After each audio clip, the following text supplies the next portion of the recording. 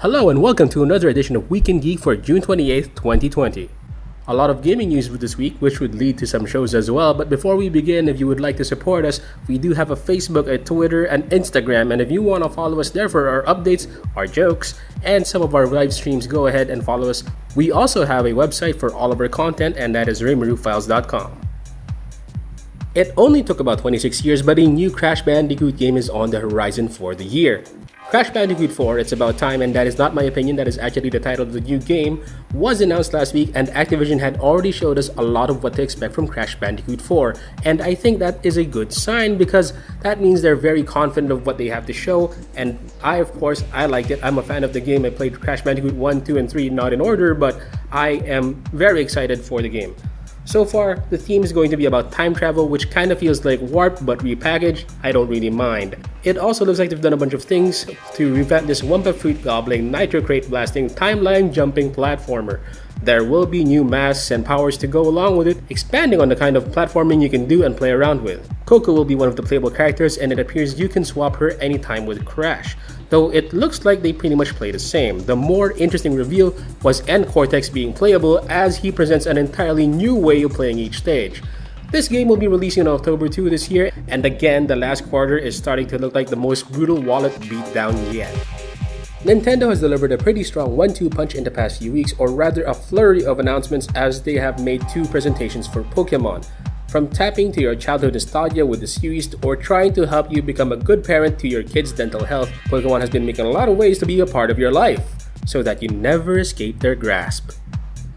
There's Pokemon Cafe, which is a puzzle game you can play on mobile and Switch. There's also Pokemon Snap, an N64 game which will receive a Switch port very soon.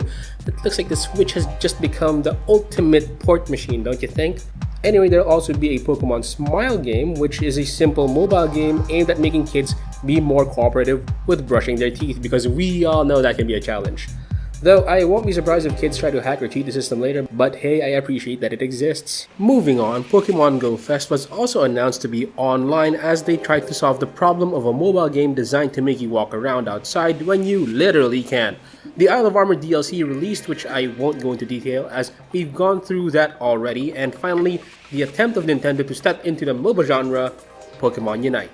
Basically, it's a 5v5 MOBA game that crossplays between Switch and mobile, where instead of taking bases, the two teams compete in capturing Pokemon. Feels simpler and more casual. I wrote a breakdown of it on the site, do check that out. Reactions to this latest announcement is pretty mixed. It seems to depend on your inclination towards MOBAs, but honestly, this is probably their most blatant attempt to capture more of the Chinese market yet. I honestly think that this is a good move for Nintendo, but we'll wait and see what happens. Animal Crossing, the biggest game on the Switch yet, has released its update where you can finally actually go into the water. This first free update quite literally opens up a new dimension to explore for the game, allowing you to swim around and go underwater. With your new swimming skills and realization that the water is not lava, you can venture off and look for new items which you can offer up to the museum. The museum, in effect, will have a new gallery just for the new depth of treasures you can provide to them, showing off everything in an aquarium. There are other updates too, like cosmetics and a new otter to interact with, giving the current residents of New Horizons more activities to create and explore with. I mean, it doesn't sound like it's a lot, but hey, it's free. This new expansion will be coming this July. Cyberpunk 2077, which had recently been decided to be further delayed, made up for it by showing their Nightwire stream, where the developers took their time to present what they already have for the game, and man, does it look good. They demonstrated some brain hacking device that lets you be in somebody else's body and showed a bunch of never before seen content. In addition to that, they even had a playable demo for some specific individuals, and they were all very pleased. Also, I would like CD Projekt Red to know that I can be one of those specific individuals. No pressure. Anyway, one of the more surprising reveals was the announcement of their Netflix show Cyberpunk Edgerunners, meant to feature a standalone story within the universe of Cyberpunk 2077.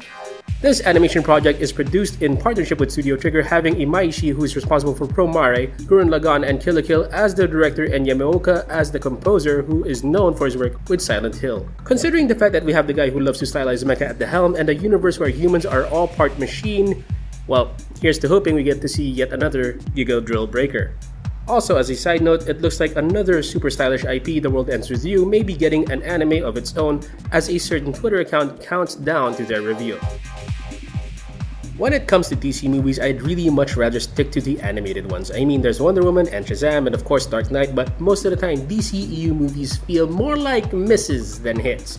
When I heard that the new animated movie for Superman was coming, I was pretty hyped for it. They released a trailer not too long ago and the animation quality looks fair enough. It kinda looks like Superman got warped into the world of Archer, but not as stiff, and I guess that's okay. So the story is going to be the origin story of Superman, where he starts out as an intern at the Daily Planet and he wasn't quite Superman yet.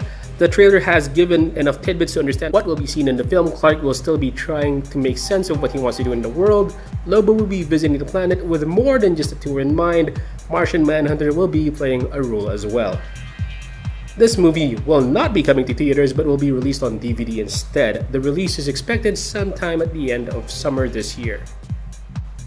And with that, you're all caught up. Thank you for watching. If you like the work we do, why don't you give us a bit of support like subscribing to this YouTube channel. You can also follow us on Facebook, Twitter, and Instagram. And of course, where you find all the content, RavenRoofFiles.com.